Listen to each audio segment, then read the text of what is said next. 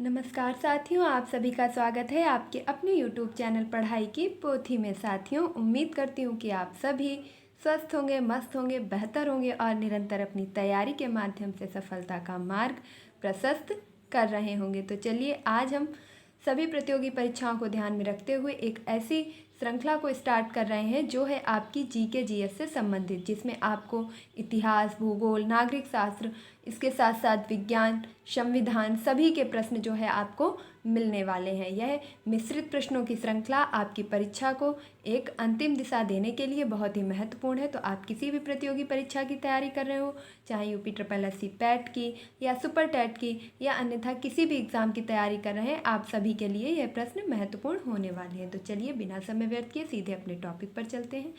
कम समय में बेहतर कंटेंट के लिए पढ़ाई की पोथी को सब्सक्राइब करना बिल्कुल भी ना भूलें। पहला क्वेश्चन है आपका, संविधान में कितने प्रकार की स्वतंत्रता का वर्णन है? संविधान में कितने प्रकार की स्वतंत्रता का वर्णन किया गया है? तो संविधान में आपके 5 प्रकार की स्वतंत्रता का वर्णन किया गया है। अब आप देखेंगे कि इन 5 प्रकार की स्वतंत्रता में आपके कौन कौन सी स्वतंत्रता बताई गई हैं। तो सबसे पहले है आपकी विचार की स्वतंत्रता, अभिव्यक्ति की स्वतंत्रता, विश्वास की स्वतंत्रता, धर्म एवं उपासना की स्वतंत्रता। यहीं पर आप याद रखेंगे कि आपके संविधान में 3 प्रकार का न्याय बताया गया है और वह न्याय कौन कौन से हैं? तो सामाजिक, आर्थिक और राजनैतिक। इसके बाद 2 प्रकार की समानता का भी वर्णन किया गया है और जो समानता आपकी दी जाएगी प्रतिष्ठा एवं अवसर के आधार पर। तो याद रखेंगे कि संविधान में कितने प्रकार की स्वतंत्रता का वर्णन है? 5 प्रकार की। कितने प्रकार के न्याय का वर्णन किया गया है? 3 प्रकार के। कितने प्रकार की समानता का वर्णन किया गया है? तो 2 प्रकार की समानता। देखिए, बहुत ही आसानी से आप ट्रिक से भी याद रख सकते हैं। स्वतंत्रता में आपके कितने वर्ण आते हैं? 1 2 3 4 5। 1 2 3 4 5। इस आधे वाले को आप छोड़ देंगे और पूरे पूरे वर्णों को गिनेंगे तो 1 2 3 4 5। 5 वर्ण, यानी कि स्वतंत्रता कितने प्रकार की बताई गई है? 5 प्रकार की। न्याय में कितने वर्ण आते हैं? 3। तो न्याय कितने प्रकार का बताया गया है? 3 प्रकार का। समानता को आप 2 भागों में बांट देंगे तो समा और नता, माने दो उसमें बांट दिया गया, डिवाइड कर दिया 2 भागों में, बराबर बराबर। तो समानता कितने प्रकार की है? 2 प्रकार की। उम्मीद करती हूँ इस प्रकार आप अगर अपने माइंड में सेट कर लेंगे तो कभी भी नहीं भूलेंगे। नेक्स्ट है आपका, शरीर की सबसे बड़ी ग्रंथि कौन सी है? तो हमारे शरीर की जो सबसे बड़ी ग्रंथि है वह है आपकी यकृत। शरीर की सबसे बड़ी ग्रंथि कौन सी है? यकृत है। यकृत को ही हमारे शरीर की प्रयोगशाला भी कहा जाता है। क्यों? क्योंकि जब भी किसी व्यक्ति की मृत्यु हो जाती है तो यह जांच करना कि इस व्यक्ति की मृत्यु किस प्रकार से हुई है, पॉइजन दिया गया है या अन्यथा कोई कारण है, इस चीज़ की जाँच करने के लिए हम लीवर यानी कि यकृत की ही जाँच करते हैं। तो शरीर की प्रयोगशाला किसे कहा जाता है? यकृत को। शरीर की सबसे बड़ी ग्रंथि कौन सी है? यकृत है। अगला प्रश्न है आपका, शरीर की सबसे बड़ी अंतःस्रावी ग्रंथि है? तो जो शरीर की सबसे बड़ी अंतःस्रावी ग्रंथि है वह है आपकी थायराइड। और थायराइड ग्रंथि से आपके कौन सा हार्मोन स्रावित होता है? तो थायरॉक्सिन हार्मोन स्रावित होता है। देखिए, बहुत ही स्पीड में वीडियो चल रहा है। अगर आपको जो है स्पीड काफ़ी ज़्यादा लग रही है तो आप अपने हिसाब से कम कर सकते हैं। और वीडियो को इसकी बिल्कुल भी मत कीजिएगा, क्योंकि एक एक पोर्शन को टच किया गया है और सभी प्रश्न वो निकल करके आए हैं जो आपकी परीक्षाओं में लगातार रिपीट हो रहे हैं। अगला प्रश्न है, शरीर की सबसे बड़ी मिश्रित ग्रंथि कौन सी है? तो जो अंतःस्रावी भी है और बहिर्स्रावी भी है वह आपकी मिश्रित ग्रंथि है अग्नाशय। कौन सी है? अग्नाशय। तो सबसे बड़ी ग्रंथि यकृत, अंतःस्रावी ग्रंथि थायराइड, मिश्रित ग्रंथि अग्नाशय।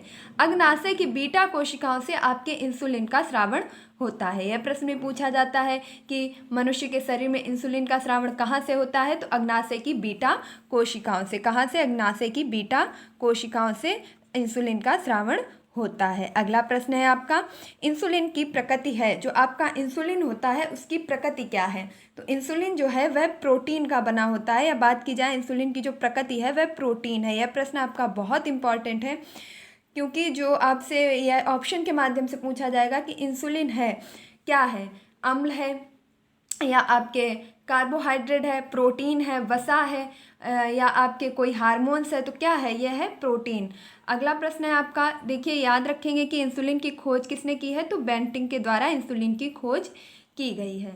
अगला प्रश्न, लार ग्रंथि में पाए जाने वाला एंजाइम है? तो लार ग्रंथियों में जो एंजाइम पाया जाता है वह है आपका टाइलिन। लार ग्रंथियों में कौन सा एंजाइम पाया जाता है? टाइलिन एंजाइम पाया जाता है। अगला प्रश्न देखेंगे, रक्त का पीएच मान है? रक्त का पीएच मान कितना होता है? 7.4 होता है। रक्त का पीएच मान 7.4। देखिए प्रत्येक क्वेश्चन 1 से 2 बार रिपीट किया जा रहा है, तो आप किसी भी हालत में बैठे हैं, कहीं पर भी हैं, आप सिर्फ क्या करेंगे, वीडियो को ऑन करेंगे और सुनना स्टार्ट कर देंगे। 1 बाय 1 आपके सारे क्वेश्चन आंसर होते जा रहे हैं। शरीर की सबसे छोटी हड्डी है, तो जो शरीर की सबसे छोटी हड्डी है वह है आपकी स्टेपिस। कौन सी है? स्टेपिस। ये बिल्कुल भी मत सोचिएगा कि विज्ञान के ही प्रश्न चल रहे हैं, आगे आगे आप जैसे बढ़ते जाएंगे वैसे आपको हर क्वेश्चन के प्रश्न मिलते जाएंगे। पैरोटिडलार ग्रंथियां पाई जाती हैं। पैरोटिडलार ग्रंथियां कहाँ पाई जाती हैं? तो यह कान के नीचे पाई जाती हैं। पैरोटिडलार ग्रंथियां कान के नीचे पाई जाती हैं। अगला प्रश्न है, गेहूं में पाया जाने वाला प्रोटीन है। गेहूं में पाया जाने वाला प्रोटीन है ग्लूटीन।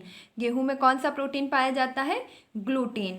अगला प्रश्न देखेंगे, अग्नाशय में पाया जाने वाला एंजाइम है। अग्नाशय में कौन सा एंजाइम पाया जाता है? तो ट्रिप्सिन तथा रेनिन एंजाइम आपका अग्नाशय में पाया जाता है। चलते हैं अगले प्रश्न की तरफ। उड़ो या लड़ो हार्मोन कहलाता है, तो उड़ो या लड़ो हार्मोन किसे कहा जाता है? एड्रेनलिन को। नेक्स्ट प्रश्न है आपका, दूध से दही जमाने में सहायक जीवाणु है। जो दूध से दही जमाने की प्रक्रिया होती है उसमें कौन सा जीवाणु सक्रिय होता है? तो लैक्टोबैसिलस। कौन सा होता है?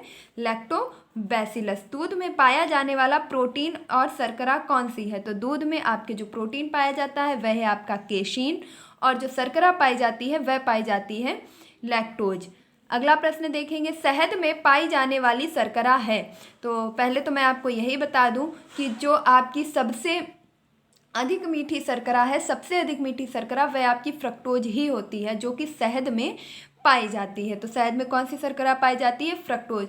इसके साथ साथ आपके कई सारी शर्कराएं होती हैं, जैसे लैक्टोज है और भी कई सारी हैं, लेकिन उन सभी में से जो सबसे अधिक मीठी होती है वह आपकी फ्रक्टोज होती है। अगला देखेंगे, पित्त का मुख्य कार्य क्या है?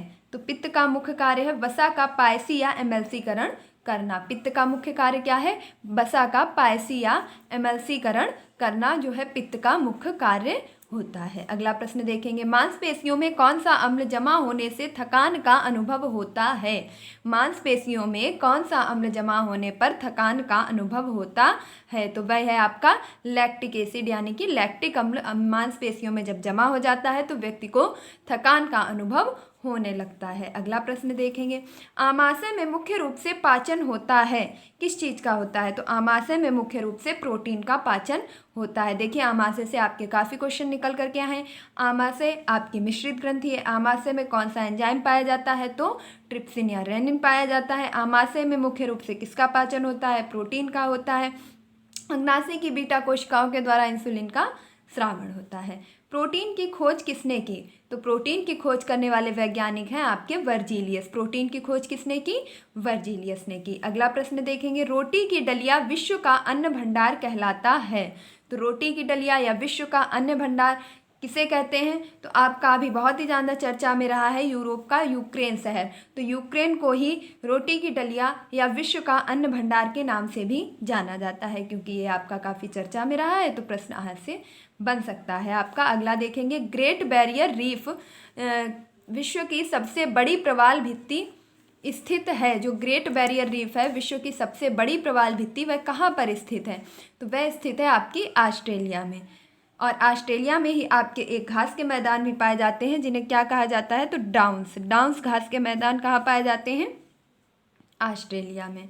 अगला देखेंगे, अनारक्षित पिछड़ों के आरक्षण का प्रावधान किस संविधान संशोधन द्वारा किया गया है? आपने सुना होगा कि ईडब्ल्यूएस काफ़ी लोग बनवा रहे हैं, प्रमाण पत्र लगवा रहे हैं। क्यों? क्योंकि उससे कुछ आरक्षण मिलता है। यह आर्थिक रूप से पिछड़ों के लिए है, जो कि अनारक्षित वर्ग में पिछड़े लोग हैं, उनके लिए संविधान संशोधन किया गया। तो वह कौन सा संविधान संशोधन था? 103वां। क्यों? क्योंकि यह आपका नवीनतम संविधान संशोधन है, अभी कुछ ही दिनों पहले किया गया है। यह आपकी परीक्षा की दृष्टि से अति महत्वपूर्ण है। 103वां संविधान संशोधन ईडब्ल्यूएस यानी कि अनारक्षित पिछड़ों के आरक्षण के प्रावधान से संबंधित है। बात की जाए 104वां संविधान संशोधन, तो 104वां संविधान संशोधन के द्वारा आपके लोकसभा और लोकसभा के साथ साथ विधानसभा में जो SC ST आरक्षण है, इसको 10 वर्ष के लिए प्रमोट यानी कि बढ़ा दिया गया है। तो 103वां संविधान संशोधन EWS, 104वां संविधान संशोधन लोकसभा विधानसभा में आपके SC ST के लिए 10 वर्ष के आरक्षण में वृद्धि की गई है, क्योंकि ये आपके बहुत ही नवीनतम संविधान संशोधन है, तो इनके बारे में आप जरूर ही ध्यान रखेंगे। 101वां संविधान संशोधन आपका किससे संबंधित था? तो 101वां संविधान संशोधन था आपका जीएसटी यानी कि वस्तु एवं सेवा कर को लागू करने से संबंधित था। अगला प्रश्न देखेंगे, जीएसटी को कब लागू किया गया? देखिए अगला प्रश्न भी आपका वहीं से निकल करके आया है कि जीएसटी को कब लागू किया गया। तो जीएसटी को लागू किया गया था 1 जुलाई 2017 को। यह आपका किस प्रकार का कर है? तो यह आपका अप्रत्यक्ष कर है। मैंने आपसे पहले ही कहा था कि प्लीज़ वीडियो के अंत तक ज़रूर बने रहिएगा, बिल्कुल भी समय व्यर्थ नहीं किया जाएगा, सीधे टू द पॉइंट बात की जाएगी और इसके साथ साथ आपके सभी टॉपिक्स को इंक्लूड किया गया है। वह आपके चाहे अर्थव्यवस्था से हो, चाहे संविधान से हो, चाहे विज्ञान से हो, चाहे भूगोल से हो, चाहे आपके करंट अफेयर्स से हो, देखिए सभी कुछ मिलेगा, बस वीडियो के अंत तक धैर्य से जुड़े रहिए। द वेल्थ ऑफ नेशन पुस्तक के लेखक हैं। द वेल्थ ऑफ नेशन जो आपकी पुस्तक है, ये बहुत ही चर्चित पुस्तक है, इसके लेखक कौन है? आपके यूपी SSSC पैट में एक टॉपिक दिया गया है, महत्वपूर्ण पुस्तकें एवं लेखक, तो उनके लिए ये सारे प्रश्न आपके महत्वपूर्ण हैं और उसमें जो आपका टॉपिक महत्वपूर्ण पुस्तकों एवं लेखक में निकलता है, जिसके लिए आपकी ये पुस्तक महत्वपूर्ण रहेगी कि द वेल्थ ऑफ नेशन के लेखक कौन है? Adam Smith. अगला प्रश्न देखेंगे, दुर्गापुर, भिलाई, राउरकेला इस्पात कारखाने किस पंचवर्षीय योजना में स्थापित किए गए? दुर्गापुर, भिलाई और राउरकेला ये जो इस्पात संयंत्र हैं, ये किस पंचवर्षीय योजना में स्थापित किए गए थे? तो आंसर हो जाएगा आपका द्वितीय पंचवर्षीय योजना। अब एक बार से जरा देख लीजिएगा कि दुर्गापुर कहाँ पर है? पश्चिम बंगाल में, भिलाई छत्तीसगढ़ में, राउरकेला उड़ीसा में। दुर्गापुर किसकी सहायता से लगाया गया था? तो दुर्गापुर आपका ब्रिटेन की सहायता से, भिलाई भी आपका ब्रिटेन की सहायता से, लेकिन राउरकेला आपका जर्मनी के सहयोग से स्थापित किया गया था। और यह सभी किस पंचवर्षीय योजना में स्थापित किए गए थे? द्वितीय पंचवर्षीय योजना में, क्योंकि यह प्रश्न आपका बहुत ही ज़्यादा महत्वपूर्ण है। अगला प्रश्न बताएंगे कि जो बोकारो इस्पात संयंत्र है वह किस पंचवर्षीय योजना में स्थापित किया गया था? तो इसे आप कमेंट बॉक्स में बताएंगे कि बोकारो संयंत्र आपका किस पंचवर्षीय योजना में स्थापित किया गया था। नेक्स्ट आप देखेंगे, भारत का एक राष्ट्रपति होगा, यह बात किस अनुच्छेद में कही गई है? तो भारत का एक राष्ट्रपति होगा, ऐसा आपका कहा गया है अनुच्छेद 52 में। अनुच्छेद 52 में कहा गया है कि भारत का एक राष्ट्रपति होगा। अब यहीं पर मैं आपको एक चीज़ और बता देना चाहती हूँ कि अनुच्छेद 52 में भारत का एक राष्ट्रपति होगा, इस बात का जिक्र किया गया है। वहीं आपके अनुच्छेद 63 में कहा गया है कि भारत का एक उपराष्ट्रपति होगा। भारत का उपराष्ट्रपति किस में बताया गया है? तो उपराष्ट्रपति आपका बताया गया है अनुच्छेद 63 में। वहीं पर बात की जाए भारत का राज्यपाल होगा, यह बात किस में कही गई है? तो भारत का एक राज्यपाल होगा, यह बात कही गई है आपके अनुच्छेद 153 में। तो तीनों चीज़ों को याद रखेंगे, राष्ट्रपति अनुच्छेद 52 में, उपराष्ट्रपति अनुच्छेद 63 में और राज्यपाल अनुच्छेद 153 में। नेक्स्ट आप देखेंगे, राष्ट्रीय लेखा सांख्यिकी को कहते हैं, राष्ट्रीय लेखा सांख्यिकी को कहते हैं श्वेत पत्र। राष्ट्रीय लेखा सांख्यिकी को क्या कहते हैं? श्वेत पत्र। चलते हैं अपने अगले प्रश्न की तरफ। देखिए अब अगला प्रश्न आपका करंट से रिलेटेड आ रहा है कि पहली किसान रेल चलाई गई। तो पहली किसान रेल कहाँ से कहाँ तक चलाई गई? तो देवलाली से दानापुर तक आपकी चलाई गई थी। बात की जाए 1000वीं किसान रेल, क्योंकि आपकी जो पहली किसान रेल थी वह देवलाली से दानापुर तक चलाई गई थी। अब उसके बाद लगातार कई ट्रेनें चलाई गई, जिससे किसानों का क्या हो सके, जो उनके खाद्यान्न वगैरह हैं वह उचित स्थान पर उचित समय तक पहुंच सके। इसके लिए जो आपकी ट्रेन चलाई जा रही थी, अब वह 1000वीं ट्रेन चल चुकी है और वह कहाँ से कहाँ तक चलाई गई है? तो संवादा से आदर्श नगर। और यह संवादा आपका कहाँ पड़ता है? महाराष्ट्र में, और आदर्श नगर आपका पड़ता है दिल्ली में। तो आपसे पूछा जाएगा कि 1000वीं किसान रेल कहाँ से कहाँ तक चलाई गई है? तो संवादा महाराष्ट्र से आदर्श नगर दिल्ली तक। अगला प्रश्न देखेंगे, केंद्रीय बजट 2022-23 को नामित किया गया। केंद्रीय बजट 2022-23 को नामित किया गया, किस नाम से जाना गया? तो अमृतकाल। क्यों? क्योंकि यह आज़ादी का आपका अमृत महोत्सव चल रहा था, आज़ादी का अमृतकाल चल रहा था, इसीलिए इस बजट को भी नाम क्या दिया गया? अमृतकाल नाम दिया गया। देखिए सभी पोर्शन आपके टच हो रहे हैं, इसलिए प्लीज़ आप धैर्य बना करके अंत तक टिके रहिएगा। ऑपरेशन नारकोस किसके द्वारा प्रारंभ किया गया? ऑपरेशन नारकोस किसके द्वारा प्रारंभ किया गया? तो यह आपका किया गया है आरपीएफ के द्वारा, रेलवे पुलिस फोर्स के द्वारा। नेक्स्ट आप देखेंगे संपूर्ण भारत की वर्तमान जीवन प्रत्याशा है। जो संपूर्ण भारत के लोग हैं उनकी वर्तमान में जो जीवन प्रत्याशा निकाली गई है कि उनके जीवन जीने की औसतन आयु कितनी है, जीवन प्रत्याशा कितनी है, तो वह है आपकी 69.4 वर्ष, यानी कि 69.4 वर्ष आपके संपूर्ण भारत की वर्तमान जीवन प्रत्याशा है। अगला प्रश्न देखेंगे कपड़ा उद्योग में निवेश को बढ़ावा देने के लिए कौन सी योजना चलाई गई? जो कपड़ा उद्योग है उसमें निवेश को बढ़ावा देने के लिए आपकी जो योजना चलाएगी वह है आपकी मित्र योजना। कौन सी है? मित्र योजना। अगला प्रश्न देखेंगे निधि 2.0 योजना पर्यटन को बढ़ावा देने हेतु प्रारंभ की एक आपकी योजना चलाई जा रही है निधि 2.0 योजना, जो कि पर्यटन को बढ़ावा देने से संबंधित है। ये किसके द्वारा प्रारंभ की गई है? तो ओम बिरला के द्वारा। किसके द्वारा? ओम बिरला के द्वारा। और ओम बिरला आपके कौन है? तो लोकसभा आपके अध्यक्ष कौन है? ओम बिरला। नेक्स्ट देखेंगे साइबर क्राइम जागरूकता हेतु मुंह बंद रखो अभियान किसने चलाया? जो साइबर क्राइम आपके होते हैं उसको जागरूक करने के लिए आपके एक अभियान चलाया गया है मुंह बंद रखो। और यह मुंह बंद रखो अभियान किसके द्वारा चलाया गया? तो HDFC के द्वारा आपका मुंह बंद रखो अभियान साइबर क्राइम जागरूकता को बढ़ावा देने हेतु चलाया गया है। अगला प्रश्न देखेंगे प्राण पोर्टल का संबंध किससे है? प्राण पोर्टल का संबंध किससे है? तो प्राण पोर्टल का संबंध आपका वायु प्रदूषण से है। प्राण पोर्टल का संबंध किससे है? वायु प्रदूषण से। भैया वायु नहीं मिलेगी तो प्राण तो वैसे ही निकल जाएंगे, तो वायु प्रदूषण प्राण पोर्टल। अगला देखेंगे तुगलकनामा की रचना किसने की? तुगलकनामा की रचना किसने की है? अमीर खुसरो ने।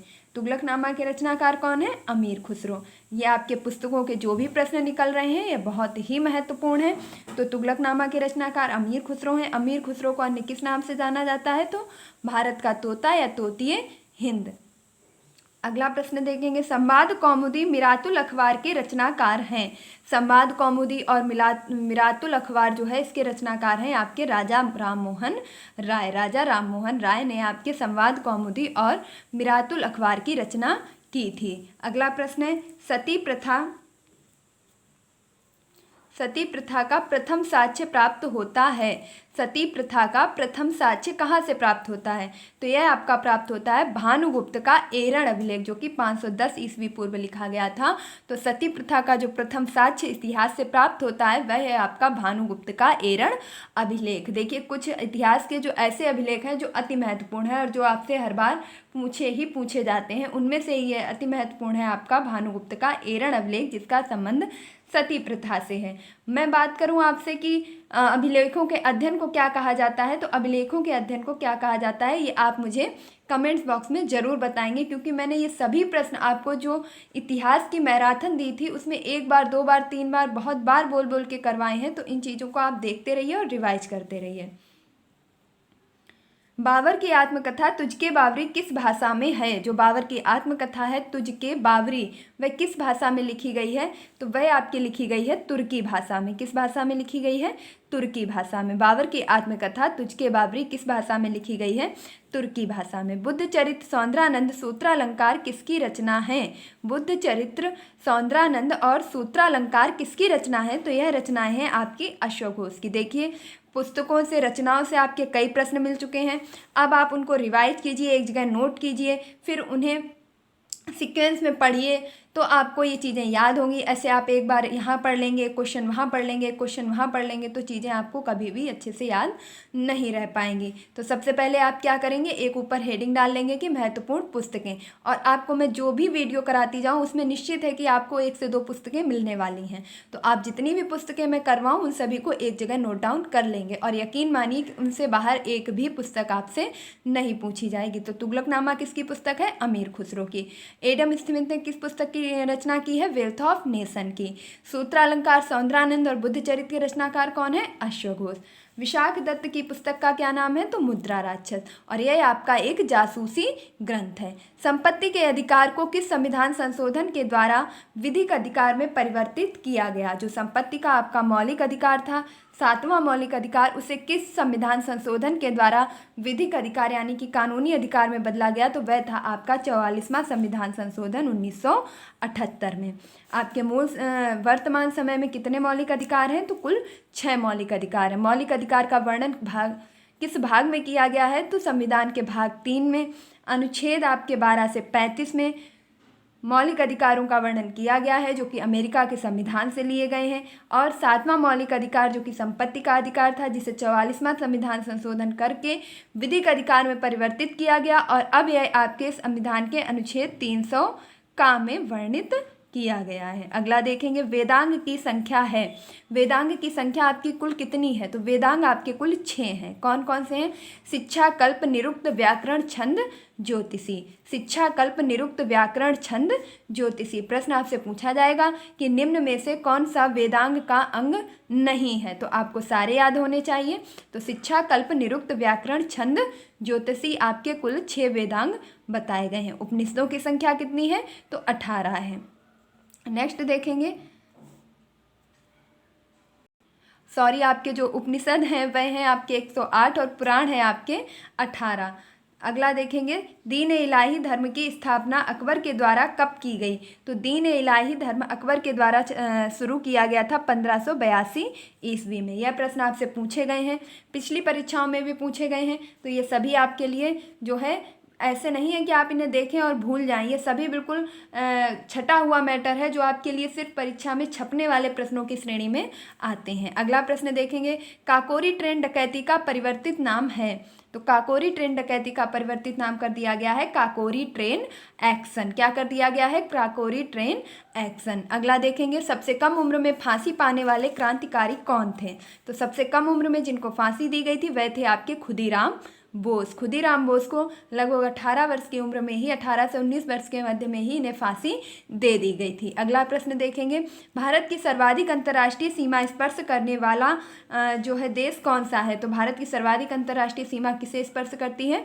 बांग्लादेश को। और कितने किलोमीटर, तो 1428 किलोमीटर बांग्लादेश के साथ भारत की अंतर्राष्ट्रीय सर्वाधिक सीमा स्पर्श करती है। और सबसे कम यानी कि न्यूनतम सीमा भारत की स्पर्श करती है अफगानिस्तान से, और वह भी कितनी, तो 108 किलोमीटर। अगला प्रश्न देखेंगे, मनुष्य के अस्थायी दांतों की संख्या है, मनुष्य के जो अस्थायी दांत हैं उनकी संख्या कितनी है, तो 20। मनुष्य के 20 दांत ऐसे होते हैं जो कि एक बार निकलने के बाद टूट जाते हैं और वह पुनः निकल आते हैं, इन्हें दूध के दांत भी कहा जाता है। अगला देखेंगे, मनुष्य के गुणसूत्रों की संख्या है, मनुष्य में कुल 46 गुणसूत्र पाए जाते हैं। नेक्स्ट देखेंगे, जेकबसंस अंग का संबंध है। एक आपका जो प्रश्न दिया गया है कि जेकबसंस अंग का संबंध है किससे है, तो गंध से। देखिए, जो यह आपके शरीर में पाया जाने वाला जेकबसंस अंग है, यह मोस्टली अगर बात की जाए, जैसे कुत्ते, जब हम कहते हैं कि कुत्ते बहुत जल्दी कोई चीज़ को सूंघ लेते हैं, तो क्यों सूंघ लेते हैं? उनमें एक अंग पाया जाता है जिसका नाम होता है जेकबसंस। तो जेकबसंस के कारण ही कुत्तों की जो गंध पहचानने की तीव्र गति होती है, वह सिर्फ इसीलिए होती है क्योंकि उनमें जेकबसंस अंग पाया जाता है। तो इसका संबंध किससे है? गंध से। अभी यह प्रश्न सरल लग रहा है, जब परीक्षा में डाला जाएगा तो ऑप्शन बहुत ही करीबी बनाए जाएंगे, तो आपको कन्फ्यूजन हो सकता है। अगला प्रश्न देखेंगे, जीभ के द्वारा ताप नियंत्रण करता है, तो जीभ के द्वारा आपका कौन सा पशु ताप नियंत्रण करता है? कुत्ता। कुत्ता आपके जीभ के द्वारा ही ताप का नियंत्रण करता है।